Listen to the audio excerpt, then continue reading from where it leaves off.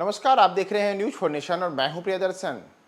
Rajad supremo Lalu Yadav एक दिन पहले कांग्रेस द्वारा आयोजित बिहार के पहले मुख्यमंत्री श्री कृष्ण सिंह की 136वीं जयंती समारोह में शामिल हुए थे और पटना के सदाकत आश्रम में जब लालू यादव पहुंचे तो वहां उनका स्वागत सोने का मुकुट पहनाकर किया गया। तो इसके साथ ही एक बड़ी चर्चा हुई कि आखिर लालू यादव को सोने का मुकुट किनके द्वारा पहनाया गया। क्या यह मुकुट कांग्रेस ने पहनाया?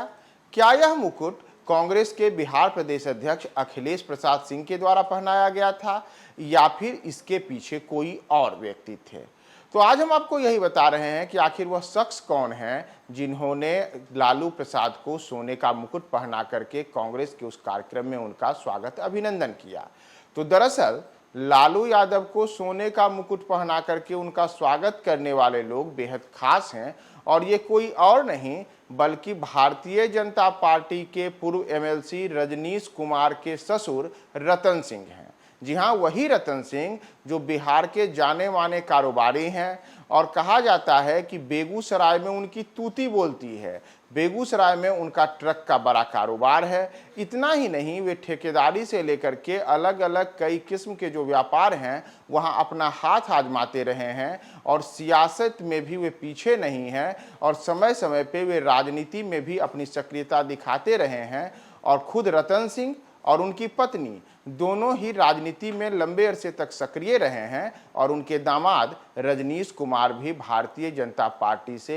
एमएलसी रह चुके हैं। तो अब वही रतन सिंह इस बार उन्होंने कांग्रेस के कार्यक्रम में राष्ट्रीय जनता दल के सुप्रीमो लालू यादव को सोने का मुकुट पहनाया है और सोने का मुकुट पहनाने के पीछे उनकी मंशा क्या है, इसे लेकर के भी रतन सिंह ने सारी चीजें स्पष्ट की हैं। दरअसल हम सोने के मुकुट पर आए उसके पहले आपको ये बता दें कि आखिर रतन सिंह हैं कौन। तो रतन सिंह बेगूसराय में एक जाने माने कारोबारी और ठेकेदार हैं। रतन सिंह बेगूसराय के इलाके में उस शख्स के रूप में जाने जाते हैं जिनका उस पूरे इलाके में 100 से ज़्यादा ट्रक और टैंकर का कारोबार है। यानी कि बेगूसराय में जो रिफाइनरी है और वहाँ पर बड़े स्तर पर जो तेल का कारोबार होता है, उस तेल के कारोबार में रतन सिंह की सक्रिय भूमिका मानी जाती है। और इतना ही नहीं, उस पूरे इलाके में ठेकेदारी का जो काम चलता है उसमें भी रतन सिंह एक जाने माने ठेकेदार हैं और उन्हीं रतन सिंह के दामाद हैं भारतीय जनता पार्टी के एमएलसी रहे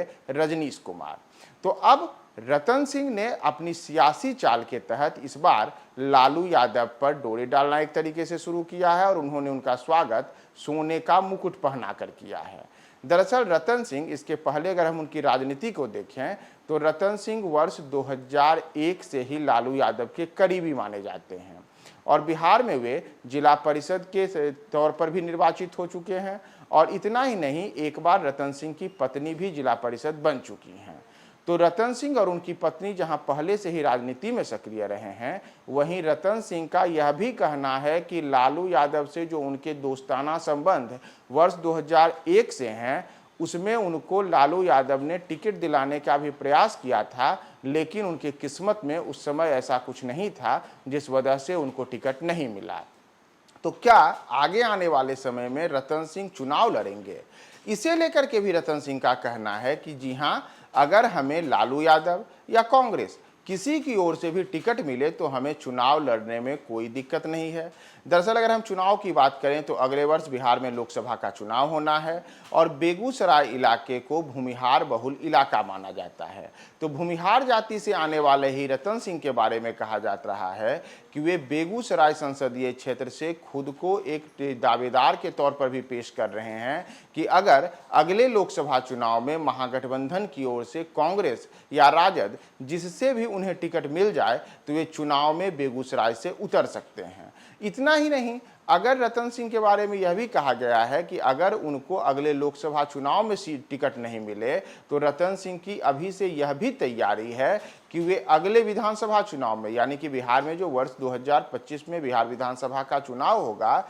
उस चुनाव में भी बेगूसराय के ही किसी विधानसभा क्षेत्र से वे किस्मत आजमा सकते हैं और इसके लिए उन्होंने अभी से तैयारी कर रखी है। और इसमें वे एक और जहां कांग्रेस के बिहार प्रदेश अध्यक्ष अखिलेश सिंह के नज़दीकियों में माने जाते हैं, तो दूसरी ओर उनकी नज़दीकियां लालू यादव से भी बताई जाती हैं। और इसी वजह से उन्होंने अब लालू यादव का जो स्वागत है वह स्वागत सोने का मुकुट पहना कर किया है। और इन सब के बीच एक बड़ी बात यह भी चर्चा में है कि आखिर लालू यादव को जो सोने का मुकुट पहनाया गया था, क्या वह असली था, यानी कि कहीं ऐसा तो नहीं कि वह कोई नकली मुकुट था या फिर चांदी का मुकुट था और उस पर सुनहले रंग का कोई पानी चढ़ा दिया गया था। तो जी नहीं, रतन सिंह ने यह भी कहा है कि जो मुकुट उन्होंने लालू यादव को पहनाया है वह मुकुट तो पूरे तरीके से खरे सोने का बना हुआ था और सोने के मुकुट को पहनाने के पीछे उनकी फिलहाल कोई राजनीतिक मंशा नहीं है। लेकिन अगर लालू यादव या फिर अखिलेश सिंह की ओर से उन्हें अगले चुनाव में